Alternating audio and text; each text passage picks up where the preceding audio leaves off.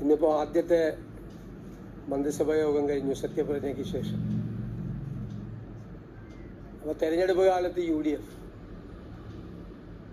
5 ഗ്യാരണ്ടികൾ ജനങ്ങൾക്ക് നൽകിയിട്ടുണ്ടായിരുന്നു. ആദ്യത്തെ മന്ത്രിസഭാ യോഗത്തിൽ തന്നെ അതിലെ 2 ഗ്യാരണ്ടികൾ നടപ്പാക്കാൻ തീരുമാനിച്ചു. ഒന്ന്, KSRTC ബസ്സുകളിലെ സ്ത്രീകൾക്കുള്ള സൗജന്യ യാത്ര അനുവദിക്കുന്ന സംബന്ധം ജൂൺ 15-ാം തീയതി മുതൽ നടപ്പാക്കും. അതിൻ്റെ വിശദാംശങ്ങൾ പിന്നീട് പ്രഖ്യാപിക്കും. ജൂൺ 15 മുതൽ, അടുത്ത മാസം 15-ാം തീയതി മുതൽ KSRTC ബസ്സിലെ സ്ത്രീകളുടെ സൗജന്യ യാത്ര ആരംഭിക്കും. രണ്ടാമത്തെ കാര്യം, ഒരു വയോജനങ്ങൾക്കായുള്ള പ്രത്യേക വകുപ്പ് രൂപീകരിക്കും.